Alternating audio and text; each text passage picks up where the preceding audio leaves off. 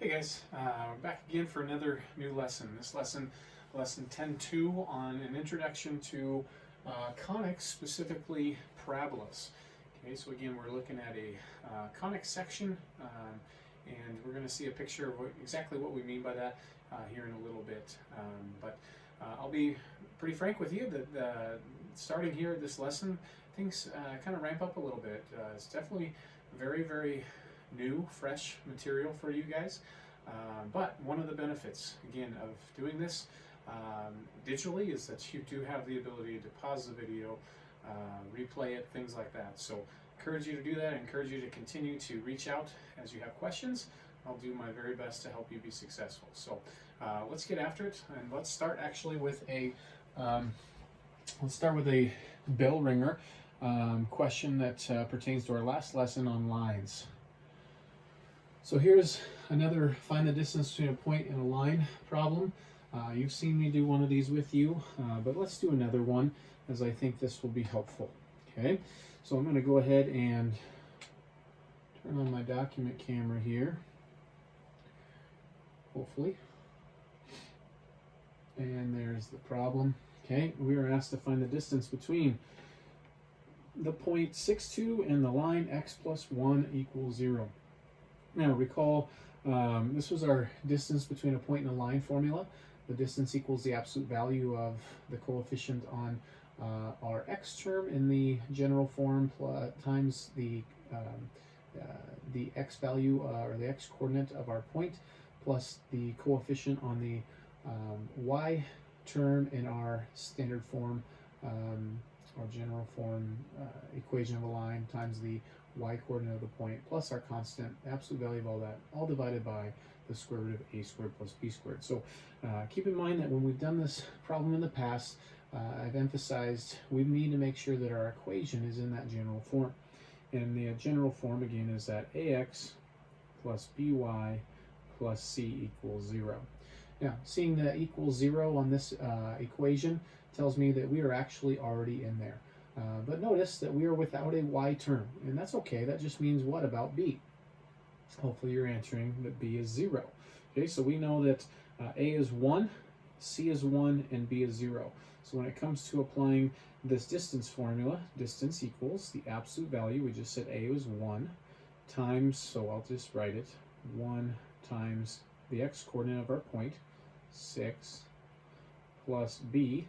B is the coefficient on y. I don't have a y, so plus 0 times 2 plus our constant. Our constant is 1.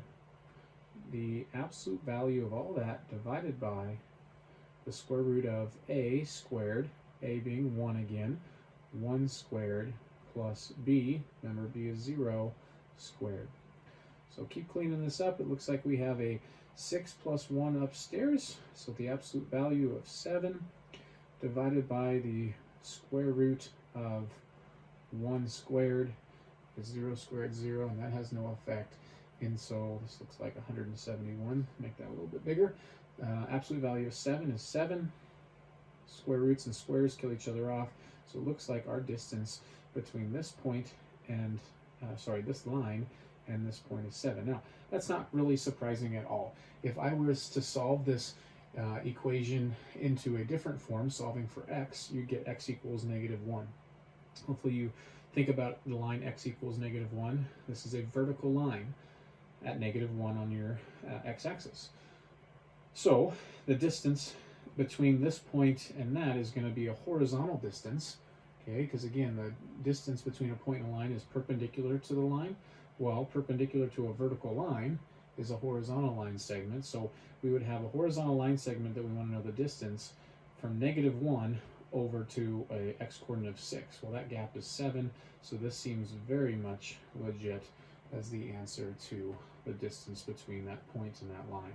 Okay, so that's just another example back on our lesson 10.1 with lines, if that would prove helpful.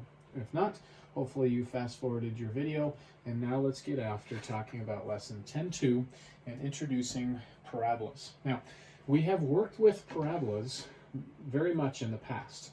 This is nothing new to work with parabolas, but we have Let me switch back on over to the computer here. Here it goes. We'll come back to that. We've worked with parabolas in the past, but we're going to have a very different approach, different lens to parabolas in this lesson, which is going to be much of our approach to all of our conic sections in this chapter. Okay, so here's our objectives. We'll get through a couple of these today, specifically recognizing a conic as the intersection of a plane and what is called a double-naped cone. That's just a cone stacked on top of itself, where probably what you would call the vertices, the vertex of the cone, of the two cones, the vertices of the two cones are shared. So think almost like an hourglass when you think of a double-naped cone. So we'll take a look at basically, that's just kind of a big overall picture in that first objective of, do you understand where these conics come from and why we call them or classify them as conic sections? Where we're going to spend most of our algebraic time, most of the math work is going to be, though, in the second objective, where we're writing equations of parabolas in standard form, we're graphing them, being able to identify information about them. And then we'll hit this last objective in our second half of this lesson. All right, so quick little intro into conics. Here's what we were talking about when we said a double-naped cone, pictured here in this figure 10.9, or 4 double-naped cones. And you see a number of different two-dimensional shapes created by a cross-section or slicing or cutting of this double-naped cone. You get a circle, can be considered a conic section. Okay, because I can slice this double-naped cone a certain way, as pictured there, and get a two-dimensional surface shape of a circle. Likewise, I can get an ellipse. We're going to spend some time studying ellipses. We can get a parabola, and that's what our focus on this lesson is. We can also get a hyperbola, and we'll also study hyperbolas in this chapter as well. So those are our main 4, as they say, basic conics, or conic sections. And then we have what are called degenerate conics. That is when the plane does not pass through the vertex, or does pass through the vertex, we have what is called a degenerate conic. Okay, so we could get a point, technically. We can get a line. This is why the lesson 10.1 on lines falls, I believe, into this chapter. And then we can even get 2 intersecting lines as well. Okay, so those are considered degenerate conics, and the classification is the cross-section passes through that vertex. Here they're just saying there are many ways that we can study conic sections, but we'll just jump down to the bottom here. But in this lesson, in this chapter, what we're going to focus on is a third approach, and that is in which each of the conics is defined as a locus. That means collection of points that satisfy some geometric property. Where the next slide's going to go, but I'll just beat it to the punch. We've studied circles in this way. A technical definition, a geometric definition of a circle is it's a locus or collection of points where all points are equidistant from the center. Okay, and so that is really the same kind of geometric approach to studying circles that we're going to apply to parabolas in this lesson. So it's exactly what they were saying here on this next slide. It says, for example, a circle is a collection or a locus of all points x, y that are equidistant from a fixed point h, k, which is called the center. And because of that definition, that's actually where we get the standard form of the equation of a circle. Okay, the standard form, because if you look, that distance that all points on a circle is from the center is called our radius, right? And then if I was to compute that distance algebraically, how far is h, k, the center, and any point on it, x, y, from each other? Well, that would be the distance formula. And that's exactly how we derive then that is standard form equation is. We say that, well, the distance between x, y, and hk has to be equal to r. And if we go ahead and solve for that distance using the distance formula, we generate this equation, the standard form, the equation of a circle. Okay? So let's actually dive into parabolas. So how can we geometrically define parabolas? Okay, well, before we get to that, it's kind of background here. This is what we have to fall back on is we learned that the graph of a quadratic function is a parabola that either opens up or it opens down. In this lesson, though, we're going to be a little more, as they say, general, in that we're going to allow parabolas to open left and open right. But when parabolas opened up or down, I want you to notice something. Which variable is being squared? This is going to help us in our new standard form equation of a parabola that we're going to look at here. X is being squared, right? We all know that a parabola that has x squared either opens up or it opens down. Okay, like the parent function y equals x squared. That opens up, right? And then to make it open down, we make it y equals negative x squared. And that causes that reflection to occur. So it says the following definition of a parabola, though, is more general in the sense that it's independent of the orientation. Okay, as we're going to see in this lesson, we're going to allow parabolas to open left and right. Now, that being said, those are, when they open left and right, they're not functions, right? It would fail the vertical line test to be a function. That doesn't mean it can't be a parabola. So here is the definition. This is kind of the first major key part in this lesson, is how do we define a parabola geometrically? Well, it's a set of all points, x comma y, in a plane that are equal distance from a fixed line, which we're going to call the directrix, and a fixed point, which we call the focus. And that focus is not on the line. It's not on the directrix. There's always a gap between the directrix and the focus. Okay? So let's get a visual of what we're talking about. Here's a parabola. We're used to the term the vertex. And the part that we aren't as familiar with is the focus and the directrix. Well, an important key characteristic about parabolas, when defined this way, is that the midpoint between the focus and the directrix is the vertex. So halfway, right in the middle of the focus and the directrix, is always the vertex of the parabola.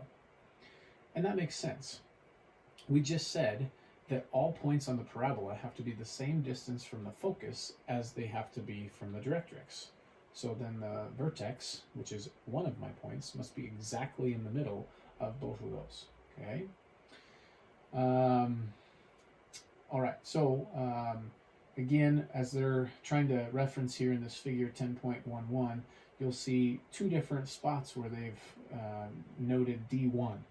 It's because both of those distances are the same. This point right here, I'll get back to the screen here. This point right here is on this parabola, and by definition of a parabola, all points on the parabola are equidistant, the same distance to the focus as to the directrix, right? Remember in our last lesson we talked about a distance from a point to a line. It's always that perpendicular distance. Likewise, this must be true with this point on the parabola. Distance to the focus is equal to the distance to the directrix, okay? So that's a helpful diagram to get a visual of what is this thing called a focus. Something for you to always remember. Notice how that parabola curves. It curves around the focus. That will always be the case. Okay? Or you can think of it as it curves away from the directrix. All right? That's an important feature about parabolas to tuck back in your mind. All right. So if we take this fact and we were to try to make up a word here, algebraize, make this into algebra, how can I create something, some equation out of all this? What we get is what's called the standard form of the equation of a parabola, whose directrix is parallel to the x-axis or the y-axis. So in this lesson, we're only going to orient our parabolas up or down, opening up or down, opening left or right. We aren't going to deal with opening on some angle. Okay? So we have really two equations here. You might say there's four, and I can understand where you're coming from, but there's really two equations here that I want you to focus on, and that's the first two there. X minus h quantity squared equals 4p times y minus k, and p can't be 0. And then y minus k quantity squared equals 4p times x minus h. Couple things. I hope that you recognize that both of those equations are very similar in how they're built. Okay. Second of all, I hope that you also notice that only one of the quantities is being squared. In the first equation, your x's are being squared. Well, this is why I referenced and made mention of something earlier. When our x's are squared in a parabola, we know that that deals with a parabola that either opens up or down. Well, if it opens up or down, then it has a vertical axis to it. Likewise, if our y's are now being squared, as in the second equation, this parabola is going to either open left or right. Okay, now, P is what determines which way it opens. P is called the directed distance, as it says there. The directed distance, hear me very clearly, is the distance from the vertex to the focus. So if P is positive, hear me clearly, if P is positive, and we're dealing with a standard equation of a parabola where x is being squared, so think, oh, it's opening up or it's opening down, but if P is positive, the distance from the vertex to the focus is what P is defined as, is positive, meaning this would have to open up. Okay, if P is negative, opens down, and likewise, when we are dealing with a standard form of equation of a parabola and we have y being squared, so it's opening left or right, when P is positive, it opens right, and P is negative, it opens left. Okay, and I want you to see here that and then they say, hey, notice that the directrix on each of these would be y equals k minus p for when we have our vertical axis, and our horizontal axis would be x equals h minus p. Again, keep in mind that if by definition the vertex is exactly in the middle of the directrix and the focus, and the value p is our distance from vertex to focus, well, if I go p units the other direction, then that's where that's a point that lies on our directrix. Okay. Again, this will all make a lot more sense once we start visualizing, and this is why for the first time in this video, and I'll say this many, many times in this lesson, I highly recommend you draw pictures. Pictures is going to make this so much easier for you. Okay. So we'll do that as best we can.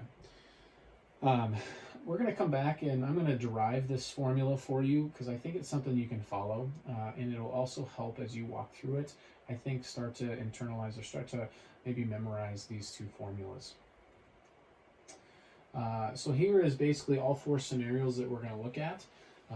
In this lesson, we're going to deal with parabolas in A and B that open up or down.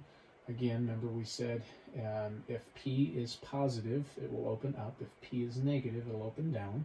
Okay. And then notice on A and B, both of the equations are really in the exact same form, right? X is what's being squared. Versus in C and D, the ones that open to the right and left respectively, y is the variable that's being squared. Okay. And when y is being squared, we have a parabola opening left or right. All right.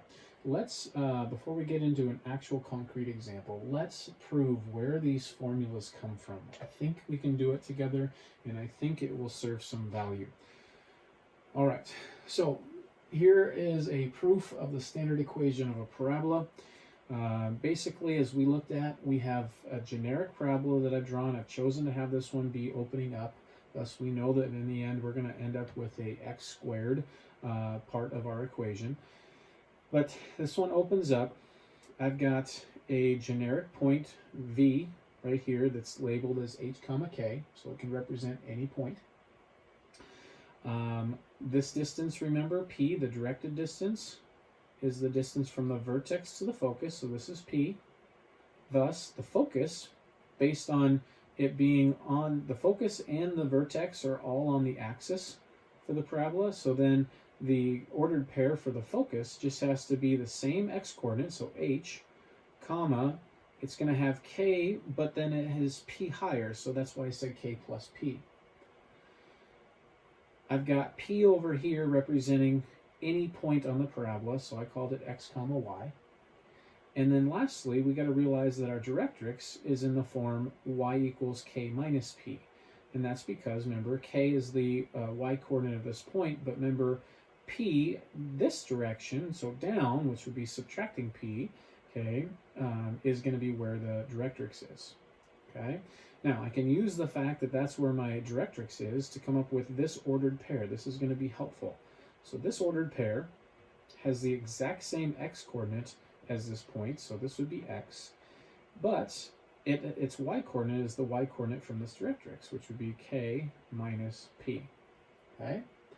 So we got to go back to what is the definition of a parabola. The definition, or at least the geometric definition of a parabola, is that it's the locus or collection of all points, x comma y, that are the same distance to the focus as to the directrix. So that's why I put in those segments and I put little tick marks on them from your geometry days to help you realize those two distances are the same. So let's compute those distances. Okay, so the distance from P to F, so PF, has to equal P down to that thing. I was trying to think about being creative here, and so we'll say P2 directrix. Okay. I didn't name that. I could have named that point, but anyways, I think you get the idea. So let's compute each of those distances using the distance formula. So from P to F, remember the distance formula is the square root of the difference in x's squared. The differences in my x's are x minus h, quantity squared, plus the difference in our y's. So that would be y minus that quantity. Well, that would be me distributing that subtraction sign. So this would be y minus, let's do it this way, y minus, I'm going to say y minus k plus p, not going to distribute quantity squared. Okay, so what have I done here?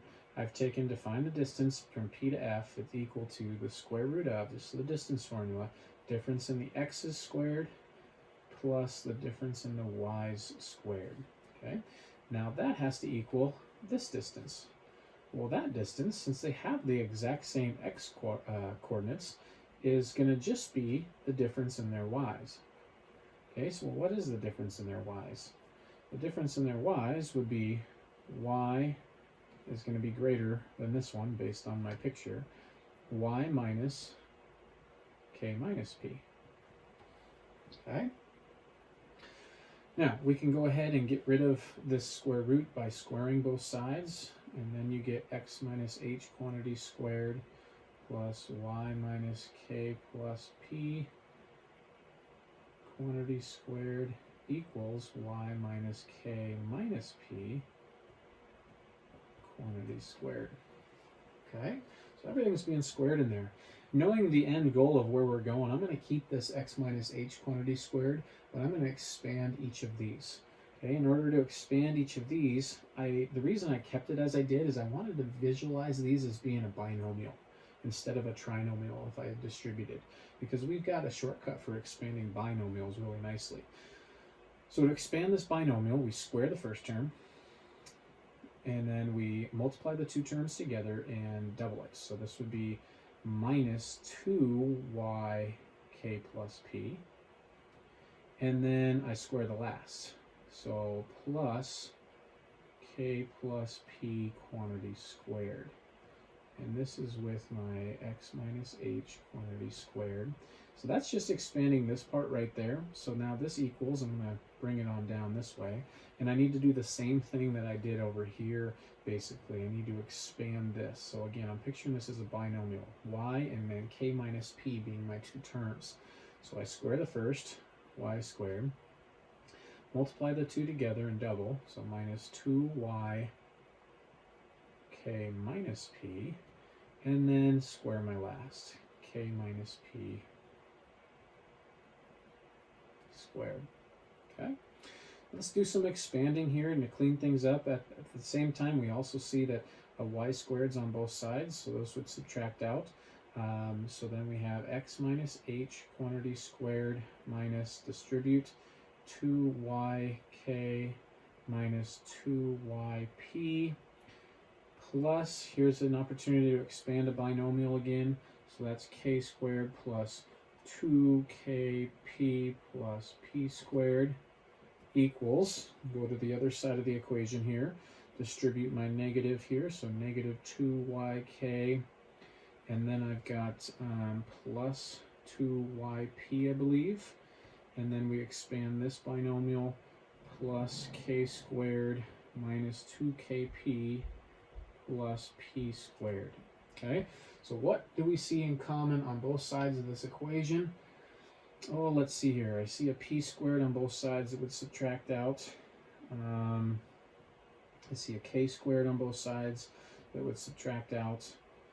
And yeah, a minus 2yk, I believe, on both sides subtracts out. I think we're good. So let's go ahead and bring all y terms to the right side, leave all x terms on the left. So we have x minus h quantity squared equals, I'm going to add the 2yp to the other side, which combines with this 2yp to make 4yp. And then I'm going to subtract the 2kp to this side, where I already have a negative 2kp, and that's going to make minus 4kp. Hopefully you're starting to see the light at the end of the tunnel. So you get x minus h quantity squared. And what is in common to both of those? There's a 4p. 4p times y minus k. And ladies and gentlemen, there is the standard equation of the parabola for a parabola that either opens up or opens down. Okay, even though my picture shows this parabola opening up, that's only under the assumption that p was a positive value. If p was a negative value, then that would cause this parabola to open down, and that would end up having the focus being h comma k plus a negative, which causes this focus to be down, which causes the parabola then to open down around it. Okay, so again, as I've shared with you in the past, whether in class or on any of these videos, to me, this was not terribly hard of a proof to walk through with you. You should have been able to follow each of the steps, and that's why I do it. I don't want you to say, oh, this equation is what it is because Mr. Green or the book said it is. I want you to be able to see where it is developed, okay? And I'm not going to take the time to do it, but you would get the exact same, basically the exact same proof for a parabola that opens left or right. You would just get y minus k, because y is always coupled with our k. K is the y value of that vertex. So y minus k quantity squared equals 4p times x minus h. There is the standard equation for the parabola that either opens left or right. Now, let's go back to the PowerPoint here. I really wanted you to focus just on those first two standard forms of the equation of a parabola and not worry so much about the third and fourth ones down there. Third and fourth ones are when the vertex is at the origin. And that to me is not anything extra to memorize. We'll just plug in 0 for h and 0 for k, and you're going to get that exact same equation lickety-split, okay? All right, so I think we're ready to, if we don't get more specific here, we're going to lose you. So let's get to a very concrete example of how will I use this. So here's one where we're asked to find the standard equation of a parabola that has a given vertex at the origin and a focus at 2, 0. Okay, so the question wants the standard equation of a parabola. Okay, so again, I encourage you to draw a picture. We have a vertex at the origin and a focus at 2, 0. So here is our vertex, here is our focus. I've got someone knocking at my front door, hang tight.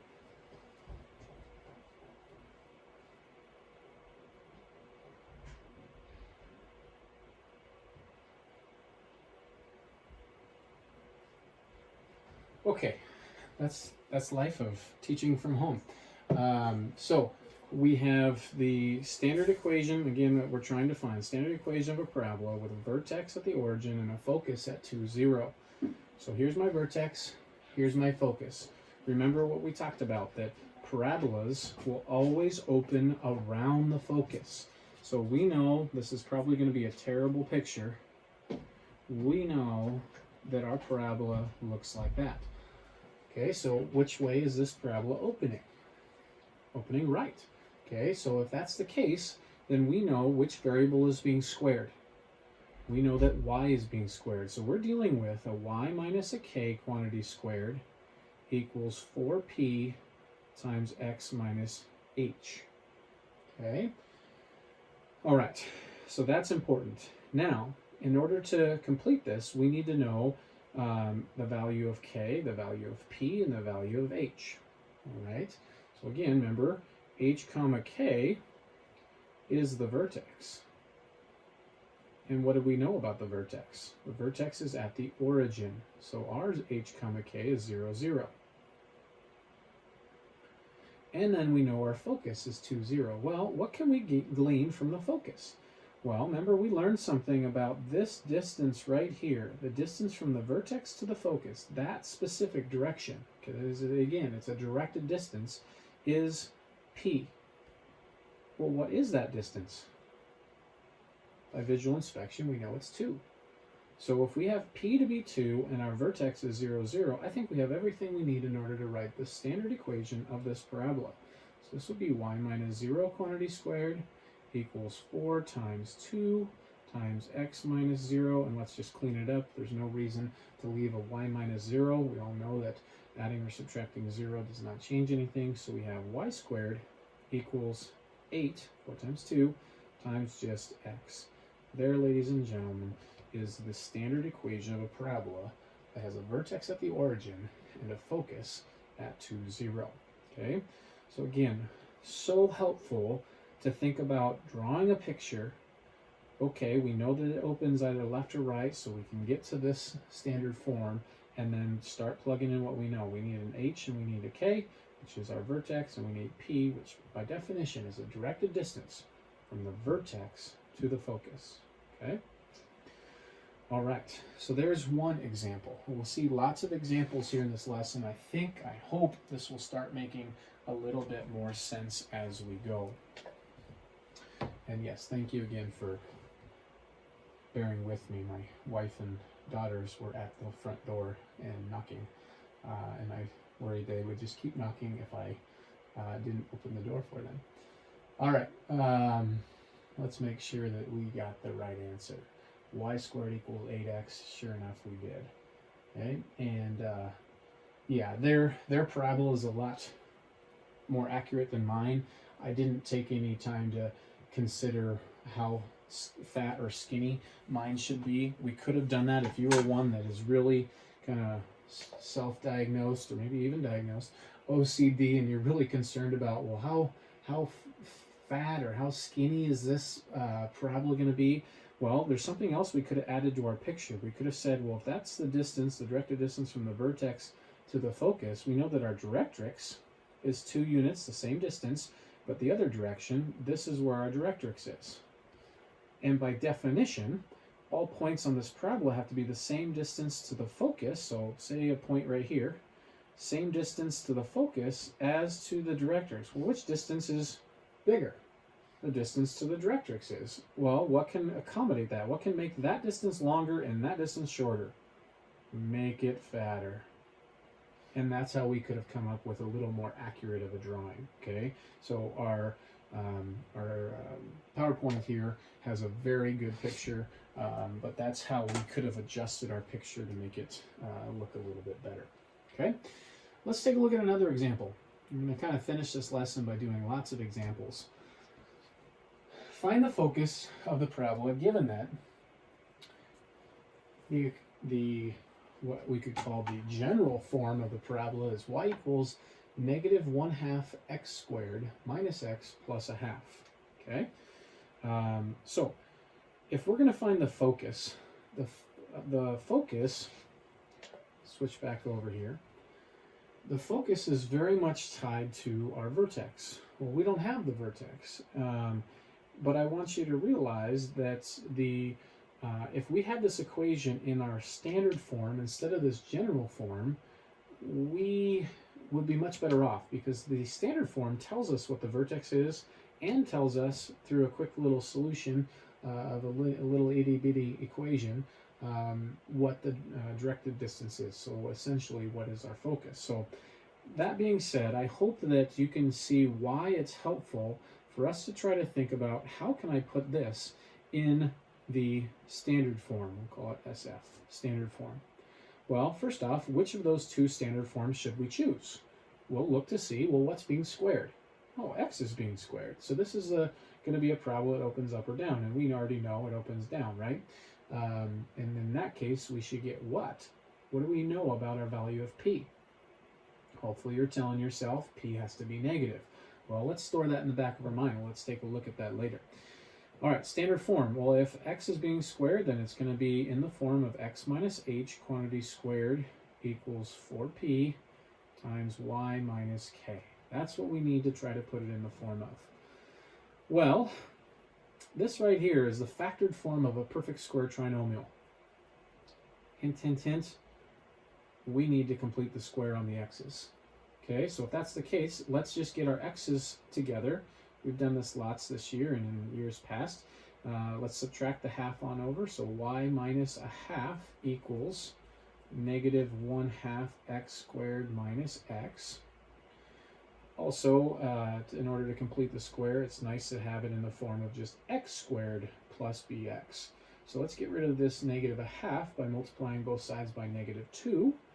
And so you would end up with negative 2 times y minus a half equals negative 2 times this, x squared, negative 2 times that, plus 2x. Okay. I would go ahead and distribute my negative through, but I'm going to keep the 2 out here. The reason being is it's kind of nice to have just y minus something or y plus something all by itself. Okay. So let's go ahead and actually let's go ahead and distribute. Sorry about that, my indecisiveness. Negative 2y plus 1 equals x squared plus 2x. Okay. All right, this is perfectly set up for the completing the square process. So we're going to go ahead and do that. Complete the square. We take our b value, we cut it in half, and then we square it.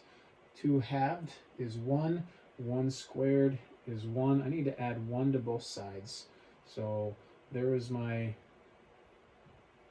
let's say plus 1, and we're going to say plus 1. Okay, and then so we get negative 2y plus 2 equals, I'm going to go ahead and just factor it right now, x plus 1 quantity squared. Okay, so just to put it more in this form, we could say x plus 1 quantity squared equals, what can I factor out of both of those terms? I can factor a negative 2. Negative 2 leaves me just with y, and negative 2 out of positive 2 leaves me negative 1. Okay, so the question asks, find the focus. Well, again, I think this is helpful to go ahead and to graph this here. And so, well, before doing that, let's solve for p. Would you agree that 4p equals negative 2? If that's the case, p equals negative 1/2. Remember in this video where, or in this problem where we said p would have to be negative? There it is. Okay, so let's draw a picture here. We also know what the vertex is because we put it in this standard form. The vertex, h comma k, what's in the place of h? Negative 1. What's in the place of k? 1. So we have a vertex at negative 1, 1. There's our vertex. We have a parabola that we said opens up or down, and we actually know down because our directed distance is negative. So this parabola opens down. And a parabola always opens around the focus. Okay, so this is our vertex. And the focus is located the directed distance away from the vertex. So this is going to be down a half from this point. So all I need to do to find the focus is take, it's going to be at the same x-coordinate, -1, and then we take the y-coordinate there, which is 1, and we add our directed distance of -1/2. So we learn that our focus is at -1, comma, 1/2.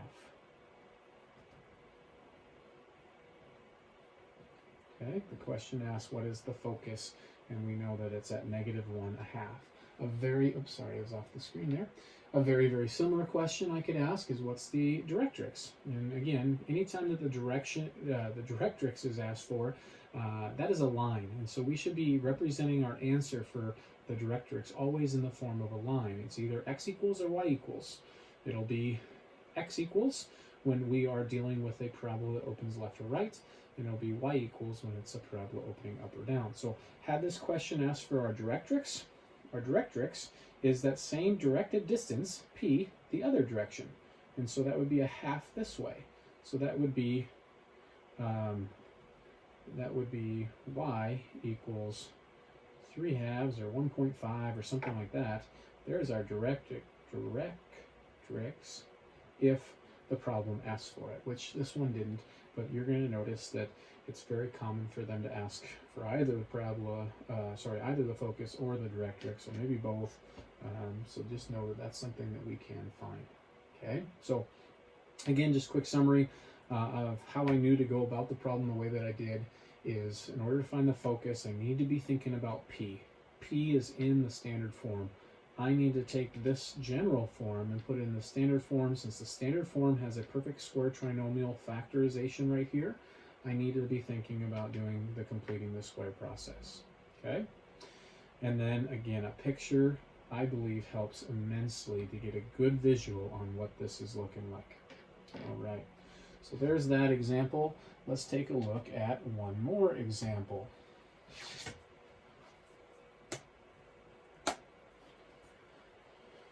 So this one, find the standard form of the equation of the parabola with a vertex 2, 1 and a focus 2, 4. Then write the quadratic form of the equation. Okay? And when they say then write the quadratic form of the equation, they're referring to that general form. All right, so I copied that down as well here. And we're given a vertex, we're given a focus. Let's get a picture.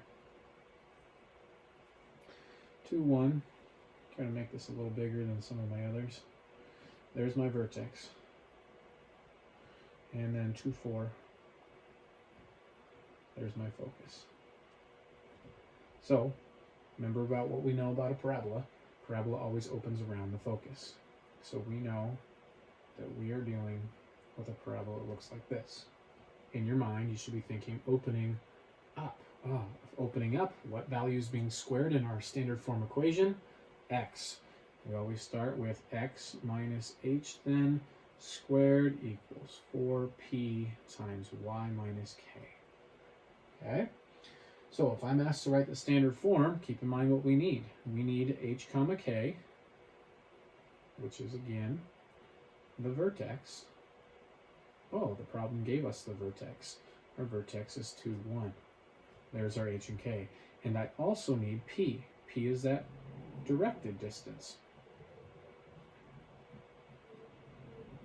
Again, by definition, the distance from the vertex to the focus. Well, how far is that distance? 1, 2, 3. And it's positive because it's the distance up. Up is our positive vertical distance or direction. Okay, so we know that p is 3. So I have all that I need in order to write my equation in standard form. So this will be x minus 2 quantity squared equals 4 times 3 times y minus k, which is 1. And then this makes x minus 2 quantity squared equals then 12 times y minus 1. And there is the answer for the standard form of the equation of the parabola. Okay? And again, standard form is really nice. I hope that you're kind of in a little bit of a spot where you're like, I was so used to doing parabolas and working with them algebraically from this general form, but man, the standard form is actually a little bit nicer because it tells us more information about this parabola. It kind of does, a lot more directly anyways. Okay, so then they ask, then write the quadratic form of the equation. Again, definition of a quadratic is anything that can be written in the form ax squared plus bx plus c. So we need to put it in that form, meaning we need to solve this thing for y. And this is just all algebra. We need to square this binomial, maybe divide by 12 and add that 1 on over. So let's go ahead and do that in order to solve for y. So squaring that binomial, you get x squared minus, multiply those two terms together and double, minus 4x, square the last term, 4 equals, and then I'm just going to leave it at 12 times y minus 1. Divide both sides by 12, and you get 1/12 x squared minus 4/12, or 1/3 x plus 4/12, or plus 1/3 equals y minus 1. And let's go ahead and add your 1 on over, and you get y equals 1/12 x squared minus 1/3 x. 1 plus 1/3 makes 4/3 plus 4/3. There is the equivalent. Oops, I ran out of room here. There is the equivalent of the same equation, this being standard form and this being general form. Okay, so that's all that they're wanting us to do at the very end there. Okay, a little bit easier probably to work with than the general form, standard form is, that is. Okay. All right. So hopefully this is helping make this this concept that's very, very new to you begin to be a little bit more tangible. Let's close with one last example in that exit test that I commonly would have, just because I think the more that you can pause the video, try it yourself, or more that you can look at a variety of examples, the better off you're going to be in your pursuit of understanding this material. So here is an exit task question that would be there, but it asks us to find the vertex, the focus, and the directrix of a parabola and sketch its graph. Okay, so there are really, if you were to analyze that question, 4 things that are being asked of you. Okay, and so this time, this question, the reason I like this is asking us to kind of go backwards of what we've been doing. Here we've been given the equation and we're asked to pull apart a lot of information from it. So the very first place that my eyes go is what's being squared. X is being squared. Now, is this equation in technically standard form? No. So that's going to be my first thing I'm going to do, is to put this into standard form, which would be x minus 1 quantity squared equals negative 8 times y plus 2. This is so important because if without it being in this form, I would get the wrong value for p. And if I get the wrong value, specifically the wrong sign on p, then I'm having a parabola that's going to open the wrong direction. And that's what's important about this. Okay, so all right, I've got my standard form, and then I should be able to say what my vertex is. Okay, so my vertex, again, remember this standard form is in the form of x minus h. So then x minus what? 1. 1. And then y minus k. What value of k turns that into a plus? Negative. Negative 2. So there's my vertex. What does this negative 8 help us to find? Helps us to find p. But it's not p itself, right? If you go to the standard form equation that we derived earlier, it's 4p sitting in that spot that equals negative 8. Thus p is negative 2. So right now, we know a lot about this. We know the vertex, we know which way it opens, up or down, and now specifically down, okay? So let's go to start graphing this. We've got 1, negative 2, 1, negative 2, there's our vertex. And we know that it opens down, okay, because p is negative, so then I go down 2, there's me applying my p is negative, and this parabola is going to open down, that making this point what? Hopefully you're screaming at the screen, focus. Yes. So the focus then, where to write it? The focus is now just the vertex, again, still plus p. All right, so when I add this, again, the focus and the vertex have always the exact same x-coordinate, and so -2 plus another -2 makes -4. So there is our focus, because that's something they asked for. We already found the vertex. Now we need to also find the directrix. Well, the directrix is also related to this p. It's just that distance the other direction. So instead of going down 2, which is where I found my focus, from the vertex I need to go up 2. Up 2 would be here. Well, keep in mind that the directrix is a line. It's not a point. So don't tell me a point for the directrix. It's a line that the parabola never, ever will touch. And that would be this horizontal axis right here is passing through that point that I just plotted there. And so what's the equation of the x-axis? Y equals 0. That's our directrix. So we've got the directrix, we've got our focus, we've got a vertex, and lastly, we just need to sketch the graph. Okay, and again, depending on how, I'm not as picky on something like this, but I do want you to have a little bit of thought. If somebody were to say, well, I'm pretty sure that my parabola looks like this.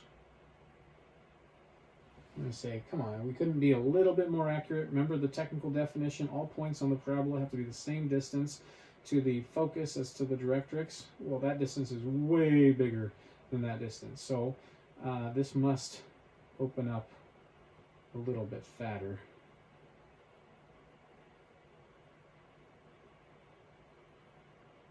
Something like that, where this distance right here and that distance right there are roughly the same. Okay, so there is then my picture of my graph to close this out. Okay, all right. Well, that kind of concludes the first half of this lesson on lesson 10.2 on parabolas. I hope that this was helpful for you. Once again, please, the beauty of this video is the opportunity for you to pause the video, rewatch it, rewind it, all of that stuff. And as always, please don't ever hesitate to get in touch with me with any of your questions. As always as well, I hope that you're safe and doing well, and we'll catch you next time.